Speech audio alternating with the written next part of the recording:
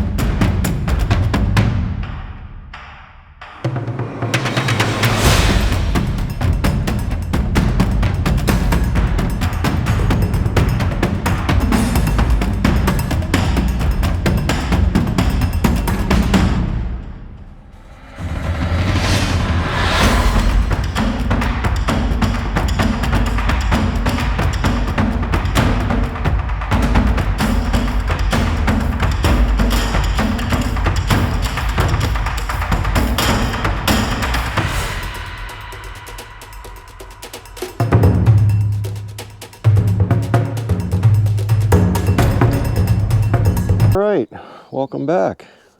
I'm John from Mud, Sweat, and Gears. You've all seen my bike, obviously. Well, this is what I do after every ride. I take all the plastics off. Well, 90% of them. I've already put a majority of the bike back together already, but I wanted to show you guys a few things. So for anybody that has shifting issues, like I did in the previous video that we just shot down Roosevelt Road to Roosevelt Lake, and then we tried to get to Forebass Lake, you'll hear me cussing because I got stuck many times on an incline where this thing would not shift. From park to reverse to high, low, it didn't matter. I had to get off the bike several times. I had to rock the bike. I actually had to get my wife to depress the brake so I could get the damn thing in gear. Other than that, this thing has had no issues. I did replace one relay. All right, my 4x4 drive relay, I did replace that. I also bought some spares. I replaced all the fuses with good quality automotive ones. And the trick to these for longevity is dielectric grease. Take a very thin film of dielectric grease, put it on all your relay connections, put it on all your fuse connections, pop them back in, you're good to go. Put some dielectric grease on your battery terminals. Okay, any connection that you can reach. All right, even this one. It's a simple tab, you know, clip it, take it off, little dielectric grease, pop it back in. Your spark plug boots, okay?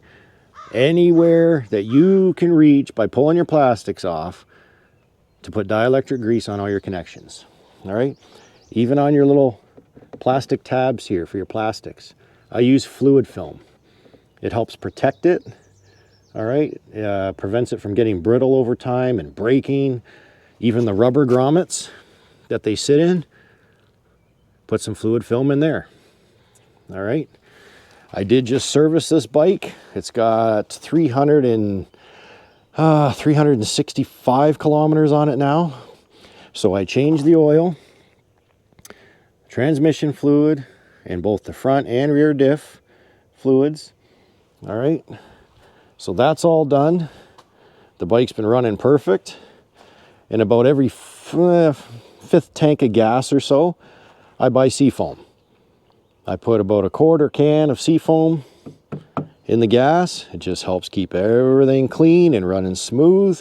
I've been doing it for years. I did it on my Polaris, which I mentioned has over 10,000 kilometers on it. It's still kicking, it's still going. I replaced everything on that bike.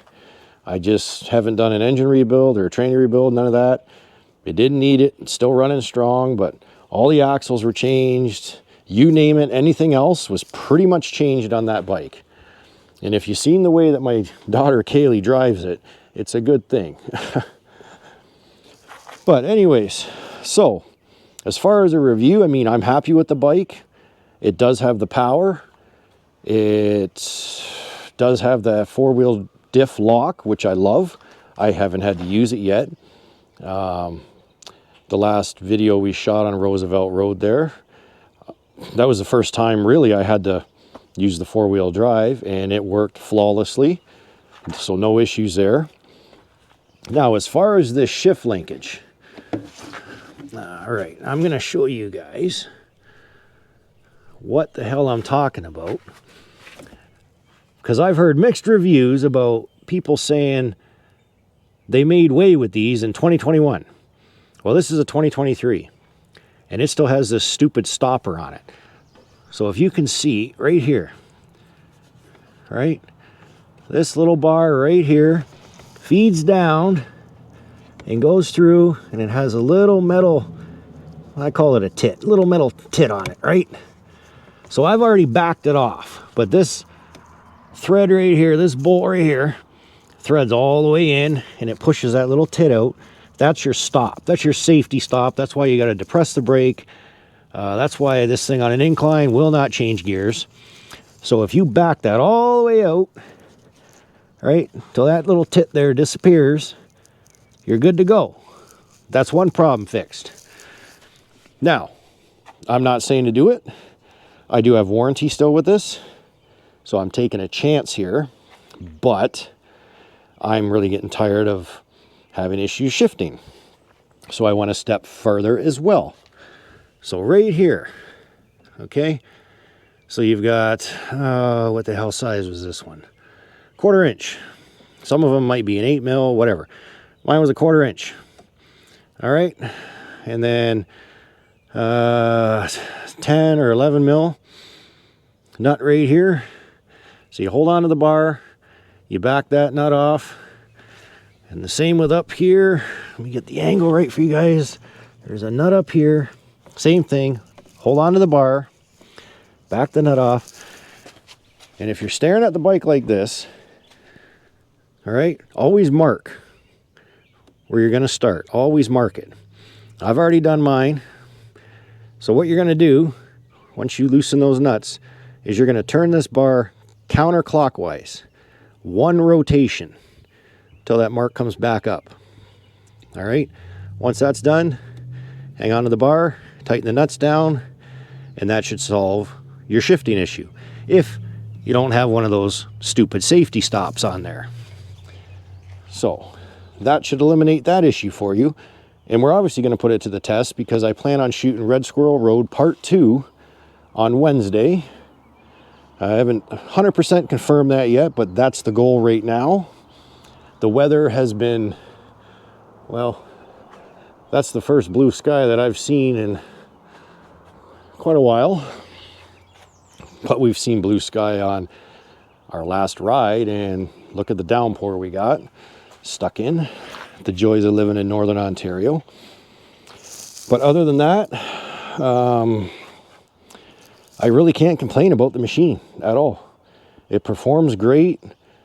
It starts right up, no issues. I will be getting eventually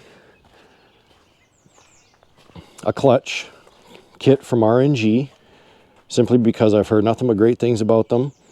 And I'm looking for something with a little more oomph, especially when going up hills or doing a lot of rock crawling, which I do in the trails around here.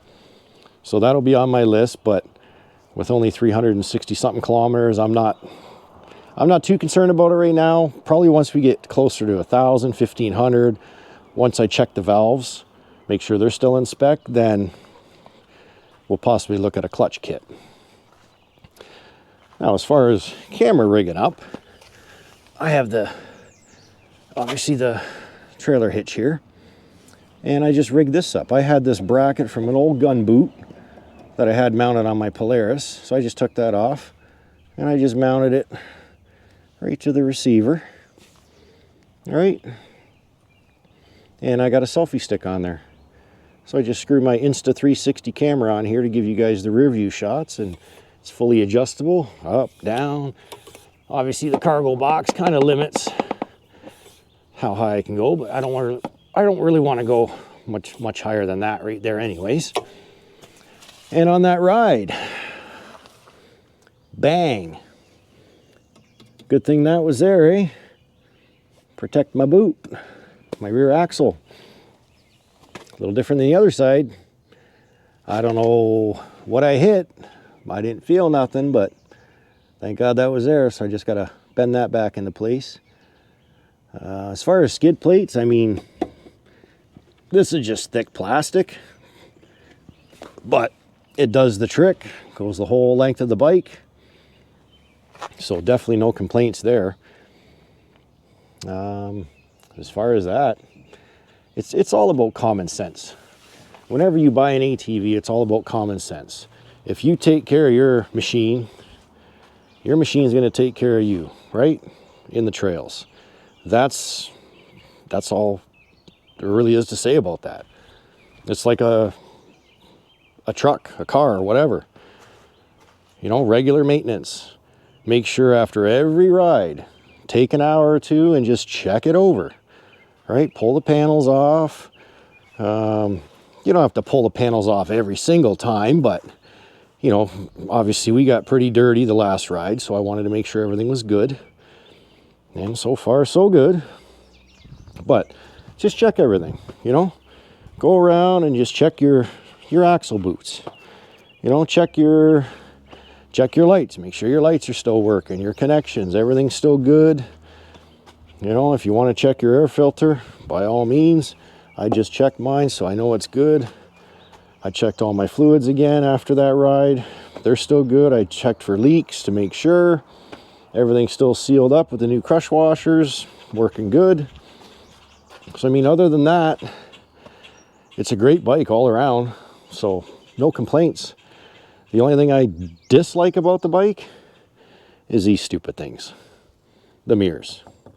They're great, but when you got a cargo box like that, that's all you're staring at pretty much. You might be able to see a little bit to the side, but that's it. So I'm debating whether to take these off. But we'll see what happens. So yeah, other than that, people, I appreciate all the new subscribers, that's for sure. I know my videos can be long. A couple of them are about 2 hours long, but I call that my Sunday evening movie night. Kick back and watch that. I'm going to try to keep the episodes 45 minutes to an hour if I can. I can't make promises. It all depends on how the day goes. Because to try to break things up into multiple parts like that sometimes can be difficult because it's very time consuming. It's a lot of computer power and a lot of computer work, editing, uploading, exporting. It can be a pain in the butt. But I love doing it. I love bringing you guys content like this. So hopefully you picked up some tips and tricks from this video, and if we make it out to Red Squirrel Road on Wednesday, we'll see how she performs. So until then, we'll see you next time. Don't forget to like, comment, and subscribe. Mud, Sweat, and Gears, and we'll catch you all out on the trails. Thanks for watching.